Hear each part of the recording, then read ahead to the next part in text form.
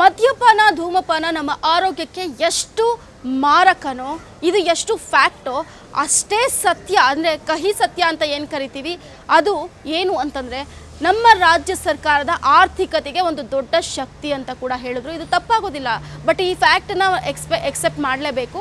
But ಇತ್ತೀಚೆಗೆ ಏನು ಗೊತ್ತಾಗಿದೆ, ಬಿಯರ್ ಅಂದರೆ ಖರೀದಿ ಮಾಡೋರ ಸಂಖ್ಯೆ ತುಂಬ ಇಳಿಕೆ ಮಟ್ಟದಲ್ಲಿ ಕಂಡುಬಿಟ್ಟಿದೆ. ಅಂದರೆ ಕಳೆದ ವರ್ಷಕ್ಕೆ ಕಂಪೇರ್ ಮಾಡಿದ್ರೆ ಈ ವರ್ಷ ಲಕ್ಷಾಂತರ ಲೀಟರ್ ಗಟ್ಟಲೆ ಬಿಯರ್ ಬೆಲೆ ಅಥವಾ ಬಿಯರ್ ಮಾರಾಟ ಕುಸಿತವಾಗಿದೆ, ಬಿಯರ್ ಖರೀದಿ ಮಾಡೋರ ಸಂಖ್ಯೆ ಕುಸಿತವಾಗಿದೆ.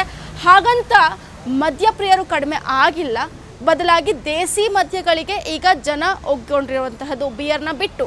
ಹಾಗಾದರೆ ಏನು ರೀಸನ್ನು ಬಿಯರ್ನ ಬಿಯರ್ನ ಕಡಿಮೆ ಮಾಡೋದಕ್ಕೆ ಏನು ರೀಸನ್ ಅಂತ ನಾವು ನೋಡೋದಾದರೆ, ಈಗ ಬಿಯರ್ನ ಮೇಲೆ ಒಂದು ವರ್ಷದಲ್ಲಿ 3 ಸಲ ಟ್ಯಾಕ್ಸು ಏರಿಕೆ ಆಗಿದೆ. ಜನವರಿ 20ರಲ್ಲಿ ಒಂದು ಸಲ ಟ್ಯಾಕ್ಸ್ ಏರಿಕೆ ಆಯಿತು, 19.5 ಒಂದು 5% ಟ್ಯಾಕ್ಸ್ ಏರಿಕೆ ಆಯಿತು. ಅದಾದಮೇಲೆ ಮತ್ತೆ ಮೇಯಲ್ಲಿ ಟ್ಯಾಕ್ಸ್ ಏರಿಕೆ ಆಯಿತು.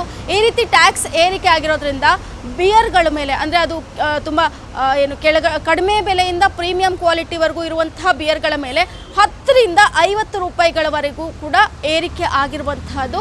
ಈ ಒಂದು ನಿಟ್ಟಿನಲ್ಲಿ ಜನರ ಜೇಬಿಗೆ ಕತ್ತರಿ ಬೀಳ್ತಾ ಇದೆ, ಮದ್ಯಪ್ರಿಯರ ಜೇಬಿಗೆ ಕತ್ತರಿ ಬೀಳ್ತಾ ಇದೆ. ಹೀಗಾಗಿ ಬಿಯರ್ನ ಖರೀದಿ ಮಾಡೋರ ಸಂಖ್ಯೆ ಕಡಿಮೆ ಆಗ್ತಿದೆ, ದೇಸಿ ಮದ್ಯಗಳ ಕಡೆಗೆ ಜಾಸ್ತಿ ಒಲವನ್ನು ತೋರಿಸ್ತಾ ಇರುವಂತಹದ್ದು ಮದ್ಯಪ್ರಿಯರು. ಈ ಬಿಯರ್ಗಳ ಮಾರಾಟ ಬಹುತೇಕ ಕುಸಿತ ಕಾಣ್ತಾ ಇರುವಂತಹದ್ದು. ಈಗ ನಾವು ಕಳೆದ ವರ್ಷದಲ್ಲಿ ಎಷ್ಟು ವಹಿವಾಟಾಗಿತ್ತು ಅಂತ ನೋಡುವುದಾದರೆ 1420 ಲಕ್ಷ ಲೀಟರ್ ಮಾರಾಟ ಆಗಿರುತ್ತೆ ಬಿಯರು. ಬಟ್ ಈ ವರ್ಷ ಎಷ್ಟು ಕುಸಿತ ಕಂಡಿದೆ ಅಂತ ನಾವು ನೋಡೋದಾದರೆ ಏಪ್ರಿಲ್ನಲ್ಲಿ 431 ಲೀಟರ್ ಈಗ ಮದ್ಯ ಮಾರಾಟ ಆಗಿರೋದ್ರಿಂದ.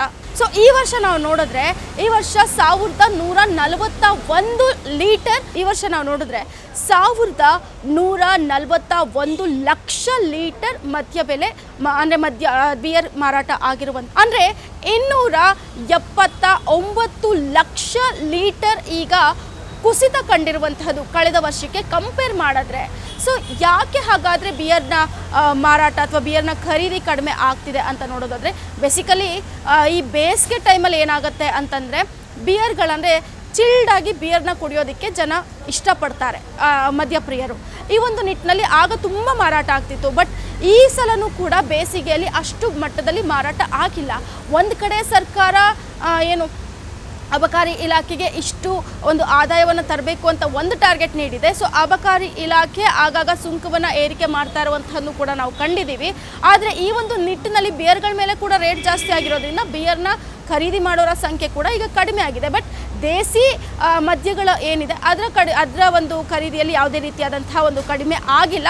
ಹೀಗಾಗಿ ಸರ್ಕಾರದ ಬೊಕ್ಕಸಕ್ಕೆ ಯಾವುದೇ ರೀತಿಯ ನಷ್ಟ ಆಗಿಲ್ಲ ಅಂತ ಹೇಳ್ಬೋದು. ಯಾಕಂದರೆ ಇದರಿಂದ ಸರ್ಕಾರದ ಬೊಕ್ಕಸಕ್ಕೆ ಯಾವುದೇ ರೀತಿಯಾದಂತಹ ನಷ್ಟ ಆಗಿಲ್ಲ ಅಂತ ಹೇಳ್ಬೋದು. ಯಾಕಂದರೆ ಇಲ್ಲಿ ಬಿಯರ್ನಲ್ಲಿ ಖರೀದಿ ಕಡಿಮೆ ಆದರೂ ಕೂಡ ದೇಸಿ ಒಂದು ಮದ್ಯ ಅಂತ ಏನು ಹೇಳ್ತೀವಿ ಅಲ್ಲಿ ಬೆಲೆ ಏರಿಕೆ ಆಗಿರೋದ್ರಿಂದ ಅಲ್ಲಿ ಖರೀದಿ ಮಾಡ್ತಾ ಇರುವಂತಹ ಸಂಖ್ಯೆಯು ಕೂಡ ನಾರ್ಮಲ್ ಆಗಿರೋದ್ರಿಂದ ಯಾವುದೇ ರೀತಿಯಾದಂತಹ ಒಂದು ನಷ್ಟ ಇಲ್ಲ, ಒಂಥರ ನ್ಯೂಟ್ರಲ್ ಆಗಿದೆ ಅಂತಲೇ ಹೇಳ್ಬೋದು ಈ ಒಂದು ಆದಾಯದ ವಿಚಾರಕ್ಕೆ ನಾವು ಬಂದಾಗ. ಇನ್ನು ಬಿಯರ್ನ ವಿಚಾರದಲ್ಲಿ ಬಂದಾಗ ಈ ರೀತಿಯಾದಂಥ ಒಂದು ಫ್ಲಕ್ಚುಯೇಷನ್ಸ್ ಏನಕ್ಕೆ ಆಗ್ತಾ ಇದೆ ಅನ್ನೋದನ್ನು ನಾವು ನೋಡೋದಾದರೆ, ಅದೇ ನಾನು ಆಗಲೇ ಹೇಳಿದಾಗೆ ರೇಟ್ ಜಾಸ್ತಿ ಆಗ್ತಿರೋದ್ರಿಂದ ಬಿಯರ್ನ ಯಾರೂ ಕೂಡ ಖರೀದಿ ಮಾಡೋದಕ್ಕೆ ಮುಂದೆ ಆಗ್ತಾ ಇಲ್ಲ ಅಂತ ಕೂಡ ಹೇಳಲಾಗ್ತಿದೆ.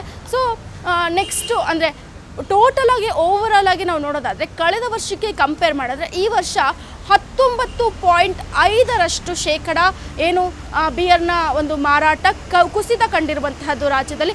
ಮುಂದಿನ ದಿನಗಳಲ್ಲೂ ಕೂಡ ಈ ಒಂದು ಬಿಯರ್ನ ಮಾರಾಟ ಕುಸಿಯುವಂತಹ ಚಾನ್ಸಸ್ ಹೆಚ್ಚಾಗಿದೆ ಅಂತಲೇ ಕೂಡ ಒಂದಷ್ಟು ಎಕ್ಸ್ಪರ್ಟ್ಸ್ ಅಂತ ಏನು ಹೇಳ್ತೀವಿ ಅವರು ಕೂಡ ಒಂದು ಅಭಿಪ್ರಾಯವನ್ನು ಹೊರಹಾಕ್ತಾ ಇರುವ.